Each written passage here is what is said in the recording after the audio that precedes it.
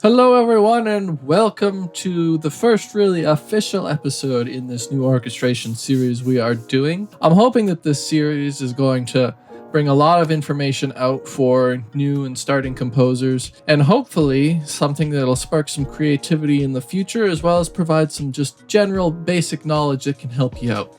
This may be a bit of a dry series, but you know what? We're going to roll with it because I feel like the more information that we can get out there for people, the better, and the more we can share, the better. So to start things off on this episode, we're going to kind of look at the basics of a string section for an orchestra. If you are going to learn how to properly orchestrate out your compositions using the various instruments that are at your disposal, it is first very important to start learning the qualities of those instruments and learn what it is you're using. While you can include other options in your compositions and songs that can actually control the timbre and the sound style, such as in terms when you're using synthesis, orchestral instruments don't really have this option. And in a classical setting, they usually do have a sort of restriction in the terms of how many different kinds of sounds they can produce and what different styles of sounds. It is also very important to learn what each individual instrument in its own is capable of, as well as their players, if you ever really want to have your music actually performed by an orchestra, or if you're just looking to write it in terms of realism. Of course, you should never really let your creativity be stifled by hard set-in rules when writing music. However, it's also good to know restrictions of instruments, restrictions of players, what these instruments would sound like naturally, because this will allow you to actually be more creative in the future when you're finding unique and new ways on how to use these instruments. And for that reason, we're starting this orchestration journey with the cornerstone of any symphony orchestra, the violin family, otherwise known as the string section.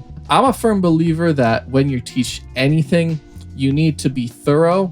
So this, again, might be a bit dry or repetitive if you're already very familiar with these instruments, but I hope that this video and future videos will help teach everyone watching from pro to beginner a little something new. So let's start off with some basic characteristics of strings. The string section itself is composed of 4 instruments: violins, violas, cellos, and stand-up basses. Otherwise known as violins, big violins, hefty violins, and big-ass violins. These instruments all have their own note ranges, which is an important thing to keep in mind as well when you're writing for them. A violin can only go from G3 to E7 on your piano roll. Violas are restricted to C3 to A6. Cellos are restricted from C2 to A5, and stand-up basses are restricted to B0 to G4.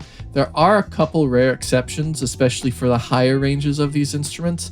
However, it becomes harder for players to accurately play notes higher than that range because the intervals on their string get so very small that even the slightest millimeter could cause that note to be out of tune. There's also another exception with the stand-up basses, as some of them have a 5th string which allows them to go even lower. All of these instruments also have their own separate tunings, but we will be exploring features such as tuning and articulations in a different video. Now that we know what these instruments are that are in the string section and their relative ranges, let's learn how many of them there are. In a standard symphony orchestra, these 4 instruments are split into 5 different groups of varying sizes. You have the first violins, which are typically 16 to 18, 14 to 16 violins in the second violins group, 10 to 12 violas, 10 to 12 cellos, and 8 to 10 basses. Again, these are just general numbers. They are oftentimes not rules and more just general averages. A composer or orchestrator can choose to change up the sizes if they're looking for a specific sound or a specific tonality,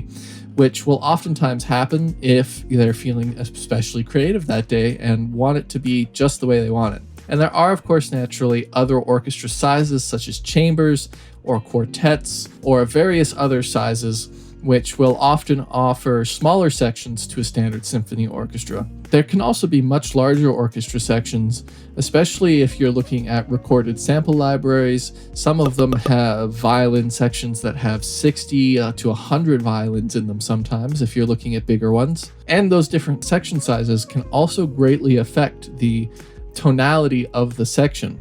As I mentioned, the string section of an orchestra is also oftentimes considered the cornerstone of any orchestral music. This is for a few reasons for composers and orchestrators alike. All four instruments in the violin family and in your string section have very similar timbres and audio characteristics when performed. They create a very nice uniform sound across all of the octaves covered between the double bass to the top range of the violin. This is mostly contributed to their very similar designs.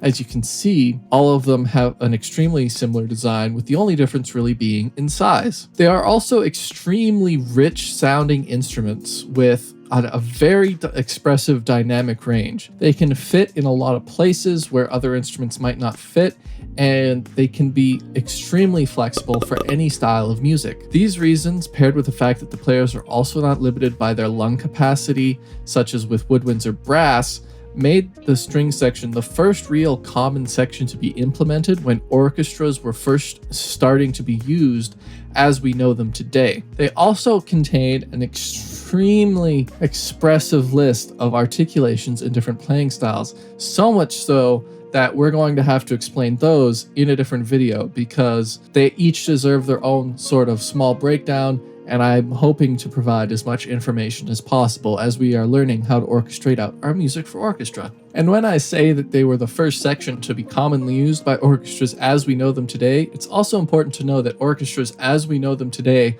only really started happening within the last couple hundred years. Before that, music would typically be written out to be performed by any instrument and would not be specifically specified by the composer what instrument would play which section, which is very uncommon when you look at a lot of the music that comes out today. Everything, every instrument, every note has its specific place. And the techniques of orchestration used today vary greatly from those used 300, 400, 500 years ago. As music has developed, the tools of orchestration, tools of the orchestra, and the tools at hand for the composer have changed. The next time we come back and explore these in a couple weeks, we're going to go over some basic articulations and how you can use them and what they're used for and how they're produced. And hopefully this will help provide more information on strings so that you can use them more effectively. So I'll see you guys next week, next Wednesday.